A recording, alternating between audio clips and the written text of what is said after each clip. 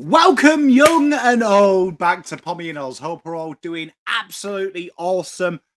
If you're new around here, make sure you hit that like button, hit that subscribe, help the channel out. We're absolutely smashing them out at the moment, so I can't thank you enough. You are all superstars in my book. We will be doing a little bit of a members giveaway. I was thinking about doing it tomorrow, so stay tuned for that. I'll finalise that. We'll play a little bit of FIFA and have a little bit of a chat. And we'll give away a Pominoz care package. So there'll be a hoodie and some things in there for you. So if you want to become a member, do that. Link is in the description. And Carlton, 108-point win. First one since round 15, 2011. Biggest win since the year 2000. Good year, that. And what more can be said? Hey, it was good to see. It was really good to see. It was good to see the boys gain a little bit of enthusiasm. A little bit of enjoyment, really. It was a bit of enjoyment, and that is something that I feel like we haven't seen. 85 points from intercepts the boys scored this week, which is really positive. And the 16 points that Eagles saw is what I really want to focus on this week. I really want to focus on 4 scoring shots from intercepts from turnover that they forced, and why that is an important stat moving forward for the next 4 to 6 weeks. Was that the game style this week, although looks different, isn't dramatically different to the weeks gone by. And I want to take you on a little journey, right? If we go back last year to 2022, where we were in an element, weren't we? Let's be honest. We were enjoying ourselves. But if you look at the Richmond game,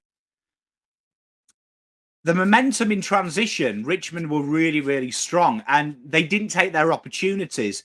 And if we're honest, and you look at that game with a year gone by, although Carlton were better in patches, there was great opportunity. If Richmond did what they did, they'd win. Round 2 against the Eagles, against the Doggies, a decent performance, but again, scores from transition hurt Carlton massively. Scores from turnover. There was moments that the Doggies were arguably the better side. Hawthorn, you know what happened. They were dominant. Hawthorn pegged us back. Round 4 is a great case in point of Carlton. They got battered by 30 to Gold Coast. Round 5, they just beat Port. And if you look at that game, they were so dominant, the Blues, that Port could have easily won that game because they managed to cut Carlton apart at will. You had the Fremantle game, but that we lost by 30. And then you went to North Melbourne. And the first quarter in that was a bit like the first quarter in the Eagles. They were trying to go through the corridor. Last year, it was heavily documented that we were 80% down the wing. And that was for the whole season. You actually saw a massive shift to about 40% in this next block of 4 games. And you found that even though Carlton turned it over, they weren't punished. And that gave probably the best run for the Blues. Adelaide, they battered them in round 8. Round 9, they went to GWS. They battered them. Round 10, they beat Sydney, who at the time were talked about Premiership favourites. And then it all came off round 11, where Collingwood killed us on turnover, albeit because we had some backline injuries in game. And it's really important to remember that what went on this week is in the opening stages, Carlton turned it over a lot with that corridor kick, but they didn't quite get punished. And it was Kemp who really started that by hitting it and drilling it down into the corridor. And the ball moves faster than a human, and that's where you manipulate your speed. And what you found is as this game went on, it was a bit like the North game last year. You can see the boys being a bit more bold, having a bit more endeavour. And that's been a big thing, I think, in the last 6 weeks of what I've seen of this boys. And it's been a repetitive statement on this show. Endeavour and a bit of dare. And that is where it started to come in. Now, you can say that Eagles are a poor side, but I want you to ignore that because it's what they do from here. And they really needed a difference between training and a game. And 4 points, even if it was a training drill, puts a different mentality on there. And you saw in that first 10 minutes, if you go back and watch it, I watched it this morning, there was them moments from the boys. They just weren't punished. And if you go back to the GWS North game, Carlton hemorrhage scores, especially inside 50, D50 transition.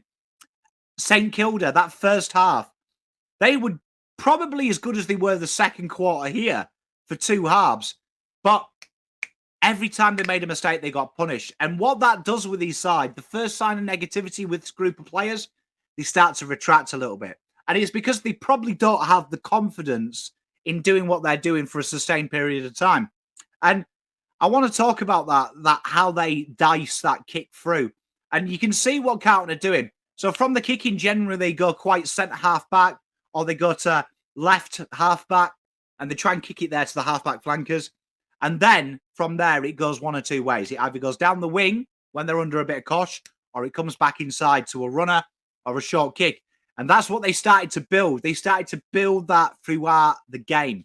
And it culminated in the midfield getting a bit of form. And that is huge for Carlton to have some pressure valve moments. The midfield particularly really worked hard in defensive transition running. And they worked as a unit and they were cohesive and they were willing. You saw Hewitt.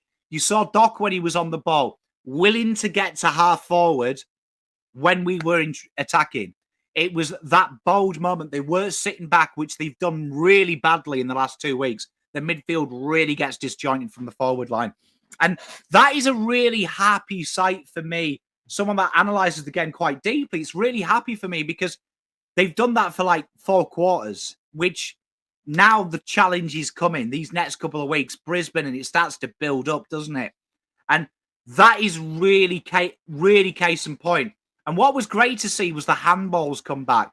Players be a bit more handball happy, looking to take that run on. And that was because the run was there. Players were starting to build confidence, particularly in that second half. And the way they ran that game out, were not scared to get caught in transition. They were willing to get involved in the attacking play. And where you look at St Kilda, where Carlton averaged about 14 players behind the ball, this week they averaged 9, which is a huge change because that is the 5 midfielders getting ahead of play and looking to make something happen. And I was super happy with that because confidence breeds success. And you can downplay the win, but 2 key points happened here. One, Voss backed his midfield. The midfield repaid the favour. Kennedy missed out because of that corky, which I'd imagine it's just a little bit worse than we thought. He has been in that injury and mentioned twice. But they gained their confidence and all the midfielders worked. Now, there is some things that I want to talk about that are negative. We really are missing Owens and we're missing Motlop and Durden really getting in front and centre. And we didn't really see that this week from Fisher. Jesus tried as well. In fact, Jesus at times was the best player at forward centre. And that's the next area, because when you talk about defensive transition and defending against it, it starts in that forward 50. And you look at Carlton, we were one of the least scored against sides in that 4-week block that I'm talking about from defensive transition. And you look at our forward 50 tackles and our pressure acts, they were off the charts because the players were willing to stay front and centre and deal with the damage as it was there, gave the midfield a break. And that is something that is definitely, I'd say, a personnel issue. Owens sets that standard as he's one would. Motlop's been a kind of out of form, but Motlop and Durden are guilty of reacting to the midfield, not giving them the protection at the back, so they kind of roll around. So we really need to see another couple of games, I feel, where we get that front and centre conducively working. Now, around the contest this week, we saw PeterV bring a new hit-out function, which is obviously something that they're working on. A few of my spies at the game said that this was a massive focus in the training and also pre-game. And instead of dropping it down, which PeterV likes to do, there's now a little floaty one, which is allowing a runner. And you saw Sheriff feast on this, and you saw Hewitt feast on this quite a few times this week. And that is something that is going to be really needed in the next couple of weeks, because the challenge now really rises for the Blue Boys. They're going to be playing Brisbane at the Marvel. It's time to get serious. And I've got a sneaky feeling that this is our North game. This is where the boys now start to get a wee bit of confidence in what they're doing, and they need us. We've got Brisbane, Doggies, Collingwood, Sydney, Melbourne, Essendon, finishing off with Suns, and then we have our week break. And they're all getting progressively harder. All getting progressively harder. For me, the big one is Collingwood. That game style for me is going to be the one that I'm really excited about, because That is the one that they've got to attack hard. They've got to attack that hard and be true and honest. But all in all, the takeouts from this game was it's a real confidence builder. When you're talking 2011 for that win, a 100-point win, when you're talking 2000 for the level of that win, that shows that culturally this side has never done that. And that is something that has got to be celebrated. Now, I'm not saying we're going to win the flag because we're beating Eagles. Far from it. But the building blocks here, the last little cog. And I remember when Wheater and me had a drink at the function last year, he said that was the next check off, really destroying a side that would really release the mental shackles. That was his belief. We saw that this week. And that is a real strong team effort as well. There's not many carriers this week. Everyone tried to play their role. Some players better than others. But the main takeout for me is that midfield and that ruck combination looked schmick. Doc has definitely sewn that extra midfield spot in. And the cavalry is starting to return. And now where we need to really get behind as a fan base is take this momentum into the next 6 weeks. Because that is really tough. That is really tough. But that confidence is important. And I love Brodie Kemp and Mitch McGovern working together. It's an incredibly aggressive setup for one. And our backline is key in the metronome of how these boys move it. And you saw that with the movement, particularly from D50 from the boys this week, is it was heavily reliant on certain individuals. And that was taken out of them. And Sard, Kemp, Akers, Newman, Mitch McGovern were given the responsibility to remove that ball out of D50, with Wheater only having that role twice this week. And that is important because Wheater has his limitations and it's been the offensive type player down back. The guys we've mentioned there are a lot more aggressive in the way that they exit and the way that they do, particularly Sard and Kemp attack the corridor a lot. Mitch McGovern, he attacks the corridor. He's also guilty of the wing kick. But I like that. I like that addition. And you've got Jordan Boyd to somehow flip into that mix. Whether that is a Kerno comes out for Boyd and Doc just plays a hell of a lot more mid-time. We saw him rest at half forward this week, which I thought was really interesting in the fourth quarter. Ironically, our most damaging player per minute in the forward half, playing that high half forward role. So that might be a new rotation that the boys start to bring into it, which could be really important because in the next 4 weeks, that backline transition is going to be incredibly important to this football side. But all in all, a really comprehensive win. And you can only beat what's in front of you. And they're the kind of games that you take out of it, that they beat up on them and they look pretty tasty throughout.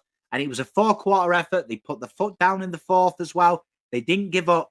They could have quite easily queued in the rack. You can see they were playing for motivation. They were playing for morale. And that's a big morale booster. All in all, I'm really excited about that. And I can't wait to preview the Brisbane. I've really got a zip and energy and a fire about me this week. And been quite bold all week. Been getting a bit excited. And I feel really validated. And so should the boys and so should you guys and girls watching at home. Really happy with that. And now we're going to see what lessons we learn in the next 4 weeks from this. Because now they've got no excuse. Now they've got that confidence. They know what it looks like. They know how the system works. They know that that quick ball movement helps them get forward, particularly with the avenues to goal, which are new things there. 80 plus from intercepts, new avenue to goal for these gentlemen. And they know they can do it if they take the game on once they get that intercept when your side is most vulnerable. And that was a big issue for me over the last 2 weeks, the slowness of movement when we do turn the ball over. But let me know in the comments what you thought of the game. Let me know how you're feeling going into Brisbane. I bet you feel a little bit different now. That can be the challenge for you. Tell me before this game what you thought of the 4-week block and what you feel like after. Look after yourselves. Enjoy your weekend. Much love. Peace.